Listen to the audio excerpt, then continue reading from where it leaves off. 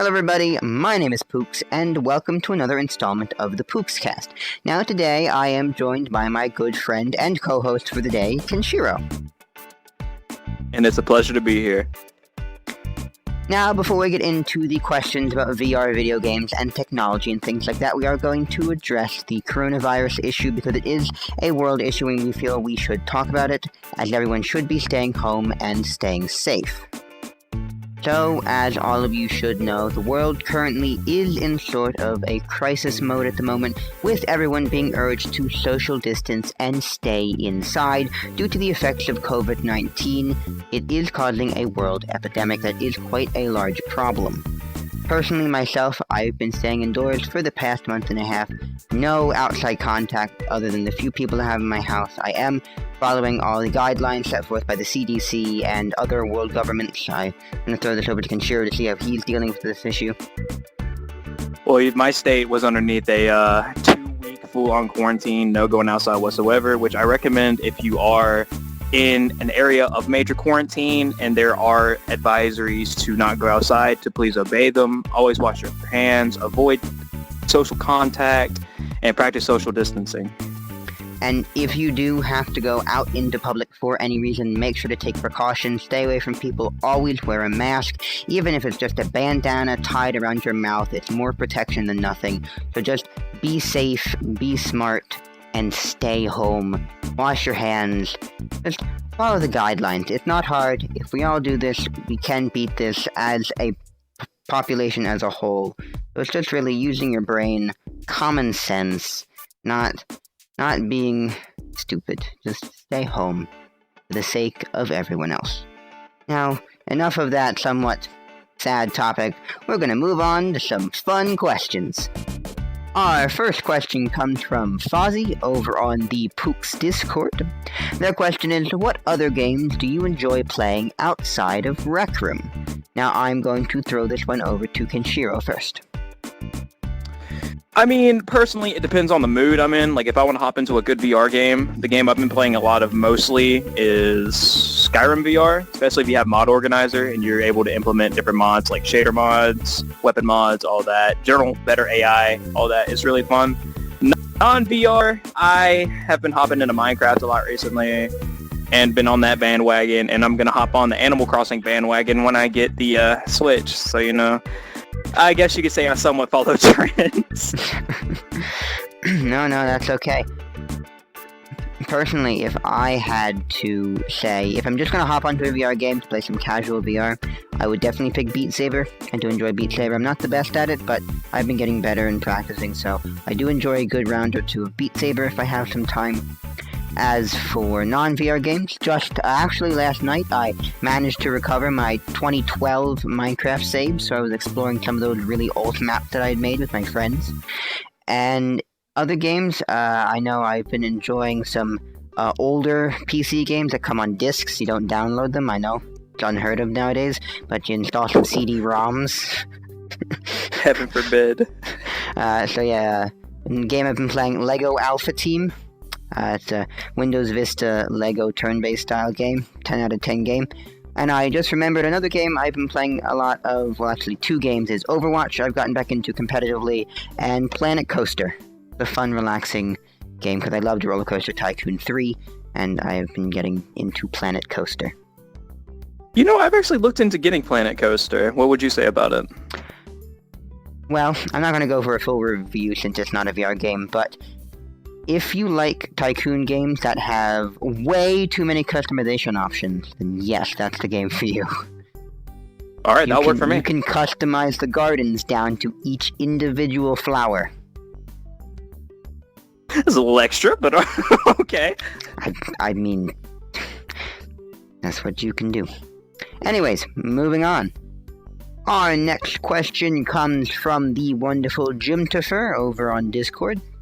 They ask, what will be the game that finally takes VR into the mainstream, and what will it be like? Now, I'm going to throw this one over to Kenshiro first, as I think he has some thoughts on this. I've actually put a lot of thought into like what would be the mainstream game that got everybody into VR, And this is for all the anime people out there. Shout out to y'all if y'all watch it. Sword Art Online, the concept behind that, how like it's a massive online, 1,000, 2,000 player servers, basically a fantasy RPG game. And it takes place on like, it's a cool concept, but it was poorly executed anime-wise. But if it was something to actually come into real life, I could see this being probably a bestseller for years to come. But the thing is, the technology used in that is way beyond the league of what we have now, because they have something called nerve gear, which basically it stops your functions and to keep you from, punching your grandma in the face. So, but like if we can get to that point in technology and be able to create something similar to Sword Art Online, then I could see that being the go-to game that everybody talks about for years. Yeah, I can see that. I'm going to touch on more like now, not future technology. Currently, I think Beat Saber is driving the mainstream VR market at the moment, because Beat Saber seems to be the best well-known VR game that people want to play. And personally, I have a thought that if Blizzard Entertainment, the people behind World of Warcraft and Overwatch, if they put their minds down and ignored Activision for a bit and made a solid MMO VR game, I think that could become really big with the technology we currently have now. Because Blizzard is really good at execution. They've proven time and time again that their games are executed well. They might have done some things wrong here and there, but I think if they sat down, I think they could make a good VR game. I think they're good with art styles, they're good with game mechanics.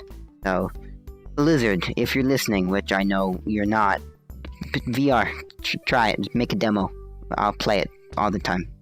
It'll be great, trust me. Honestly, I'd play it too if they came out with that. See? You got 2 customers already here. Already here. Straight up. I mean, like, that's like half your investment already. Bet. Moving on to our next question. Dr. Top Hat over on Discord asks, what are your thoughts on Rec Room Plus? Now, for those of you who don't know or don't play Rec Room Plus is a premium pay-per-month feature that gives you access to token bonuses every week, I believe, along with exclusive items that only Rec Room Plus members are able to buy. Now, I'm going to start this one off. I think, in its core idea, Rec Room Plus is a good idea, as Rec Room does need to make money in some way, and since it is a free-to-play game, microtransactions are the go-to way to earn money for free-to-play games. However, personal opinion, I'm not a fan of Rec Room Plus. I'm not a fan of microtransactions in general. I just don't feel like paying for in-game items. I would much rather pay for the game itself rather than in-game items. But that's just a personal view, and I know those of you watching this video may have different opinions. I'm not trying to start anything with anyone in the comments, so just saying that I think in concept, good idea to earn money. Personally, not a fan of Rec Room Plus because I don't like microtransactions, but that's just a personal opinion. And now over to Kenshiro. From like, if you look at it from a actual point of aspect, it's actually a really good idea. You get so many tokens a month. You get a discount on the store, which that's one thing you forgot to mention. You get the discount on the store, and you get items that most other people cannot get unless they have it as well. Now, all that for a set price, which is actually not that expensive. It is a pretty good idea, but I have the same view as him. I would rather kind of purchase the game instead of go through microtransactions. But the thing is, I mean, yeah, I've spent some money on this game. I've supported it. I've been supporting it since 2016. It's a fun game, and it's a cool game to hang out and meet people. But it's just that, like, it's kind of like how it was with quests when they introduced them, and then they introduced, like, the rankings, and you get specific items with the rankings. You have people that do Crescendo, and they get S+. And then when they get the S+, they try to lure that. They try to, like, hang that above other people. Like, hey, look, I'm more superior than you. It's kind of like it's the paid version of that aspect when it comes to Rec Room Plus. It's like, hey, look, I have this item. You can't get it, though. And the thing is, I personally do have the money for it, but I'm not going to get it. But there are some people I know that do not have the money for this. So that's kind of like a bad move to hold that over somebody that is not in the situation to be able to get that. All in all, I feel like it is something beneficial for the devs. It helps them get a little extra money to put forward into the game. But I just feel like the fact that we're able to purchase tokens is enough. Yeah, I share that view too. Yeah, I think it's a good idea because the game needs to earn money some way. Just, I definitely see what you're saying with people trying to, like, lord it over you that I have Rec Room Plus and you don't. And there's going to be, people are going to do that in any community and in any game, lord rare items. That's why you get rare items. But when that rare item is behind a paywall, I don't know. People could argue differently. We're not trying to start anything. Those are just our opinions. Moving on. Alright, moving on. Our next question comes from Creed Destroyer over on Discord. Their question is, what has been the most memorable moment working on your videos so far? So I've been doing videos for about a year now, and I've had lots of funny and memorable moments, but since Kenshiro is here, I'm going to pick one of my most memorable moments with him. Now, if you remember and have watched my YouTube channel, Kenshiro has done some work for me in the past, and specifically he has done a lot of narration work for me because I like the way his voice sounds in terms of narration. He was in my, I believe, my Amazon Alexa skit as a narrator and presenter in that spoof, as well as my nature spoof, Hunting the Wild Pooks. Now, while we were filming Hunting the Wild Pooks, the way I do my narration is I get the person in Rec Room, which was Kenshiro, I take my streaming camera, the device I use to record, and I shove it into Kenshiro's face.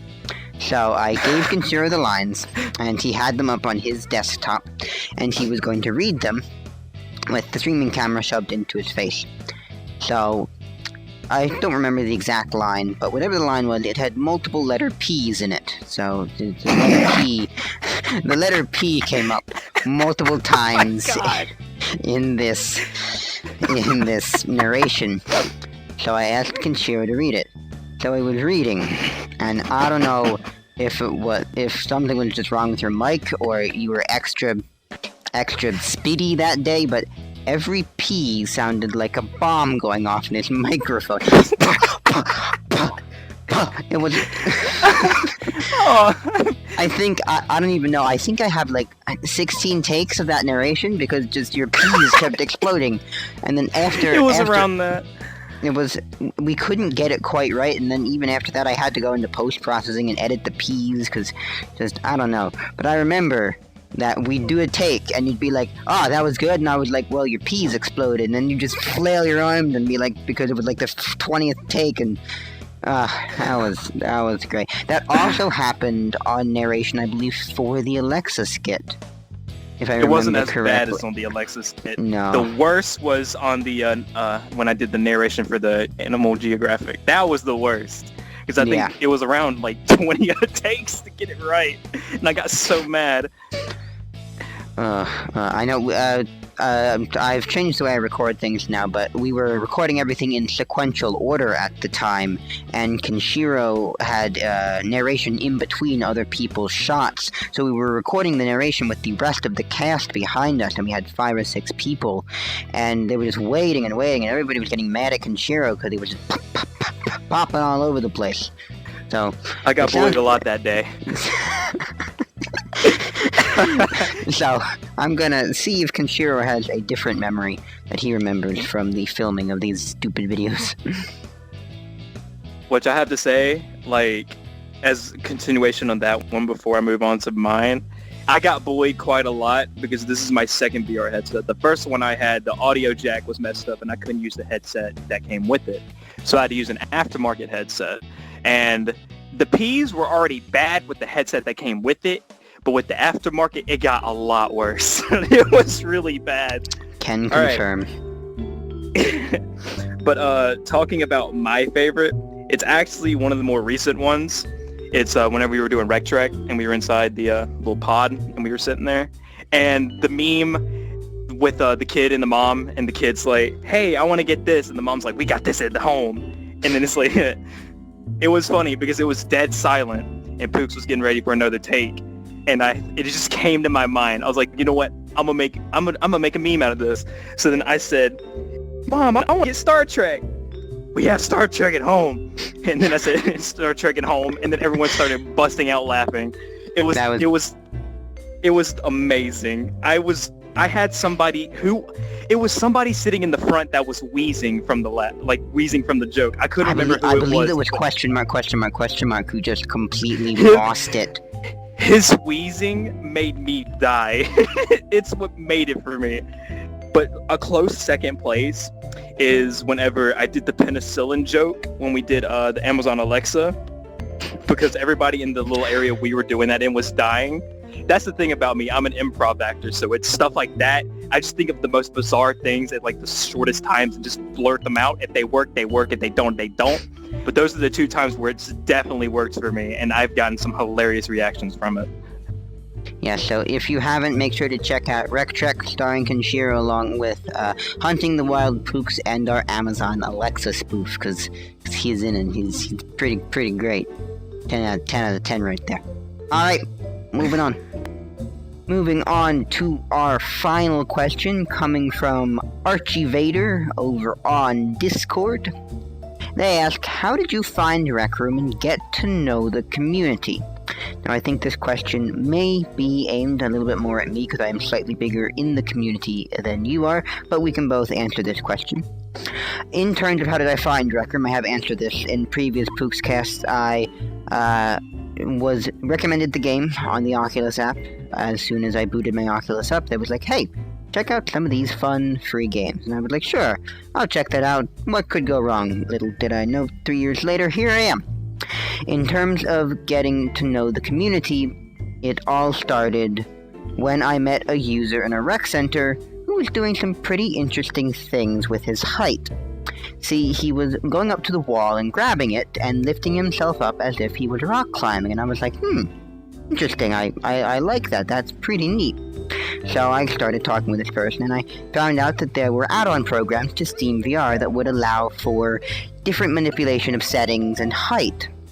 And I quickly adapted these programs and turned it into a tool for entertaining people in public spaces such as the rec center. I quickly got soundboard programs and such to play music behind, and I would do funny jokes and skits, and I danced to this music rhythmically using these programs in the rec center, and very rapidly people started to catch on and want to see my performances, and that's how I got most well-known in the Rec Room community, is that people knew me as that person who could fly around the rec center and use these programs. Now, in today's rec centers, the programs I use are a lot more mainstream. You'll see a lot of people with them. However, I still feel that my performances that I do, in air quotes, are still very polished. I still like what I do. Wow, I saw those air quotes, thanks. I still like what I do. Some people out there in the rec center still like what I do. I still generally don't spread the programs around because the less people who have them, the more impressive things look. I do feel that height adjustment programs are great for accessibility as well. If you need reasons to get taller and can't, those are great too. And as forms of entertainment, I like them as well.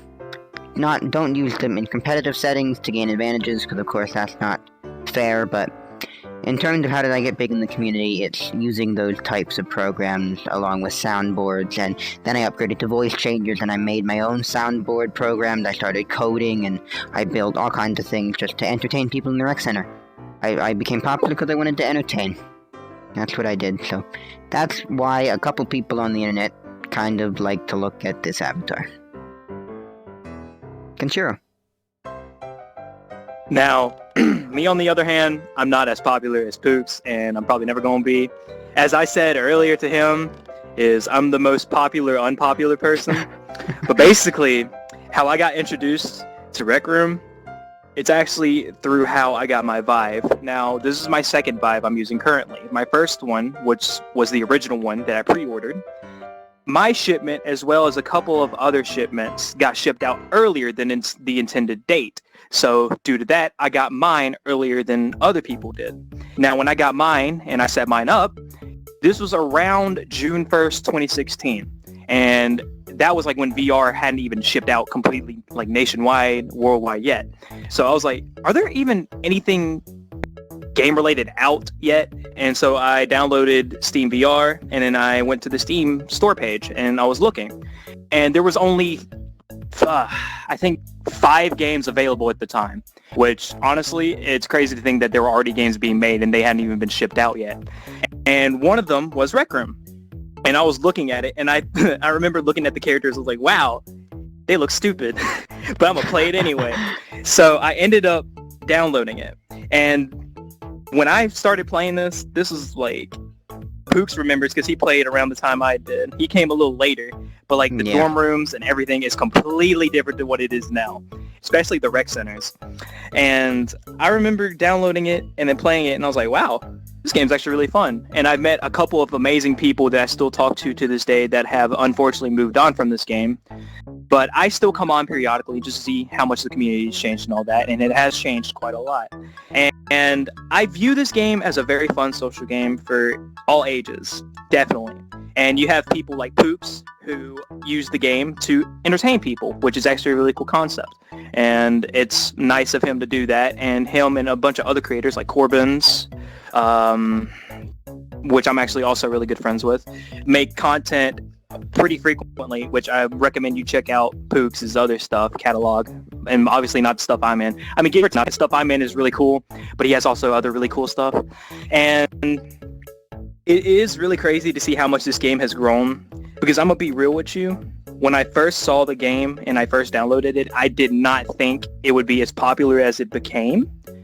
And the fact that it is as popular to the point where they even have a membership now for it, it's like, this game's grown quite a lot. Now, if I had the chance to be able, to go back in time to witness this game when it first came out, I would definitely do it, just to see like how much everything has really changed. And another thing, talking about old school Rec Room, since we're talking about Rec Room, this outfit, which I guarantee there's going to be one comment like, hey, how'd you get that? And now this is something that makes Pooks really mad because he missed out on it. But it was for a brief, about a week and a half in 2016, where there was a collaboration between another small development team that created a game called Raw Data. Now, Raw Data was a shooter game, and they came into agreement. They were like, hey, we want you to sponsor our game in your game and make clothing based on it. And in the old Rec Center, not the 2017, the old one, they had swords, which were based off the character there's 2 types of clothing they have on here. The swords went for the other character. This one uses a gun. But it was actually really cool because I remember playing with the swords with other people. Now, the reason why Pooks gets so mad at the fact that I have this is because he missed out on it. I think you were a week late, wasn't it? I was about a week late. About a week late. And on getting the Raw Data outfit. He still gets mad at me every time when I wear it, though. But it's really cool, though. And it's actually one of the rarest in the game, I believe. Because, and if I'm mistaken, I don't think they plan on... I can't really speak for the developers because I don't have anything to do with the development process. But from what I could believe, due to the fact that Raw Data didn't really do as good and did not profit as much as they should have with the sponsorship, I'm pretty sure sponsorships as big and as ambitious as the Raw Data with Rec Room collaboration is probably not going to happen again.